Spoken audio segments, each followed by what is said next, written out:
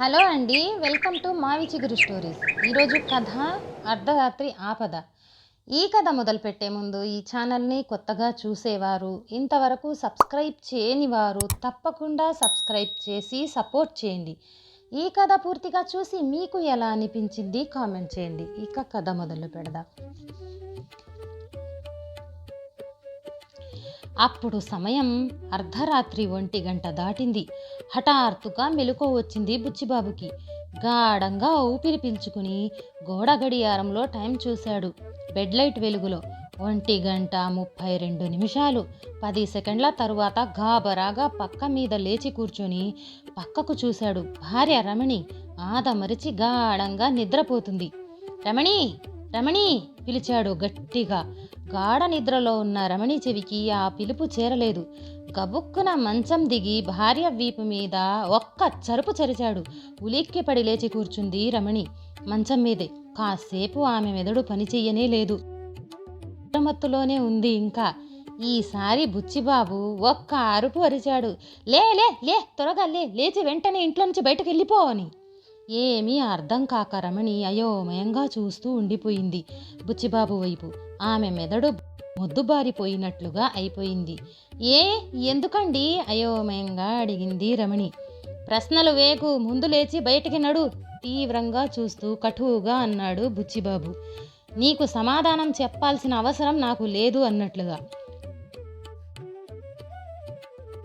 రాత్రి నిద్రపోబోయే ముందు తన అన్నయ్య కూతురి పెళ్లికి వారం రోజులు ముందుగా వెళ్లే విషయంలో తమ ఇరువురి మధ్యన జరిగిన వాగ్వాదం జ్ఞాపకానికి వచ్చింది రమణికి. ఈ ఆగ్రహానికి అదేనా కారణం? దానికి ఇంత అర్ధరాత్రి వేళ ఈ హంగామా ఏమిటి? ఏం అర్థం కావట్లేదు ఆమెకి. ఇంత రాత్రి పూట. తెల్లవారిన తర్వాత మాట్లాడుకుందామండి నెచ్చజెప్పబోయింది అనునయంగా. చెబుతుంటే నీకు కాదు.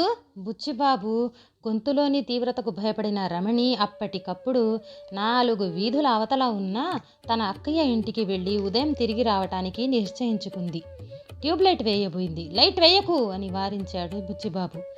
నైటీ మార్చుకుని చీర కట్టుకుని చెప్పబోతున్న రమణి రెక్క పట్టుకుని లాక్కుంటూ వెళ్ళి వీధి గుమ్మం తలుపు తెరిచి ఆమెను బయటకు తోసి లోన గడియ పెట్టుకున్నాడు.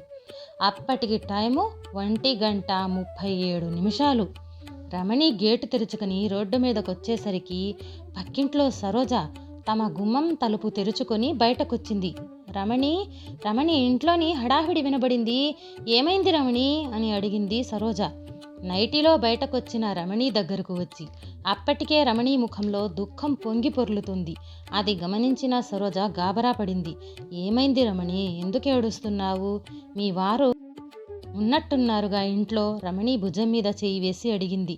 ఉన్నారు సరోజ, ఆయనే కట్టుబట్టలతో నన్ను బయటకు గెంటేసి లోపల గడియ వేసుకున్నారు, వెక్కుతూ ఏడుస్తూ చెప్పింది రమణి సరోజ భుజం మీద వాలి.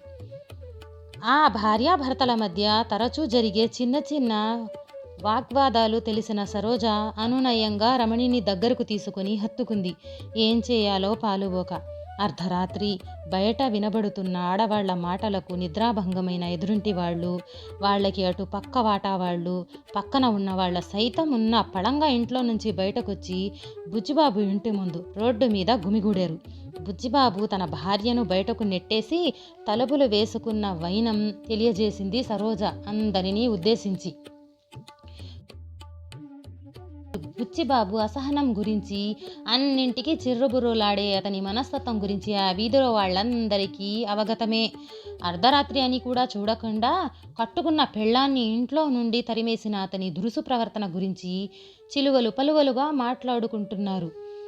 వెంటనే అక్కడ చేరిన వాళ్ళ నోట్ల నుండి, నాకు అతన్ని చూస్తే మొదటి నుంచి ఇష్టం లేదు, ఎప్పుడు సీరియస్ ముఖమును అతను అక్కసు వెళ్ళబుచ్చాడు ఎదురుంటి మల్లేశం.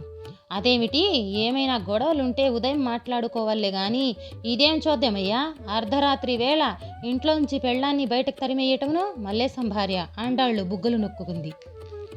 ఎప్పుడు పెళ్ళాన్ని పాపం ఏదో ఒక విషయం మీద ఇలా తిడుతూనే దెబ్బలాడుతూనే ఉంటాడు. వినబడుతూ ఉంటాయి. ఇటు పక్కింటి పరిమళ నోరు తెరిచి అన్నది.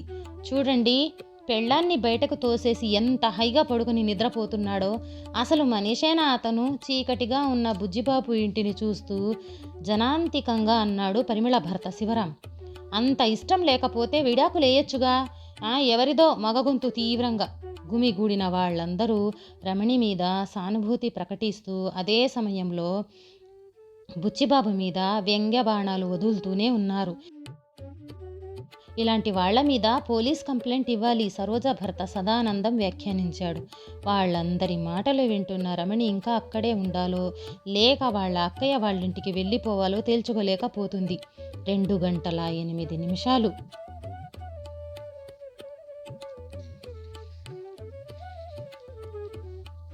వాళ్ళందరూ ఇలా సీరియస్గా చర్చించుకుంటూ మాట్లాడుకుంటూ ఉండగా తమ ఇంటి గుమ్మం తలుపు తెరుచుకుని బయటకొచ్చాడు బుజ్జిబాబు.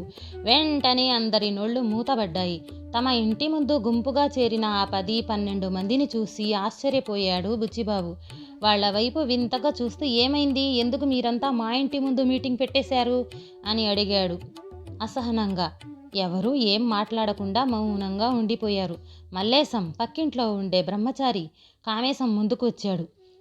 చెయ్యాల్సిందంతా చేసేసి పైగా ఏమైందని మమ్మల్ని అడుగుతున్నారా అన్నాడు విరుసుగా. నేనేం చేశాను?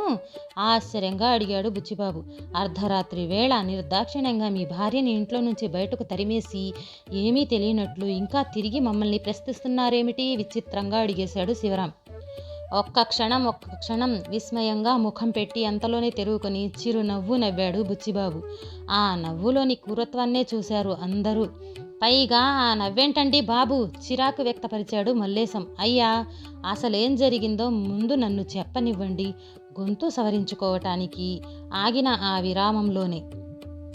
ఇంకేం జరగాలండి, జరిగిందంతా ప్రత్యక్షంగా కనబడుతుంటేను విసుగ్గా అన్నాడు రామం. అయ్యా, నన్ను చెప్పనిస్తారా? మా వంటగదిలో గ్యాస్ సిలిండర్లోంచి గ్యాస్ లీక్ అయ్యింది. ఆ వాసనకి నాకు మెలకువ వచ్చింది. అప్పటికే గ్యాస్ వంటగది దాటి మా గదిలో కూడా వ్యాపిస్తుంది. వెంటనే లేచి ముందు జాగ్రత్తగా లైట్లు కూడా వేయకుండా రమణిని నిద్ర లేపి హడాహుడిగా బయటకు పంపేశాను.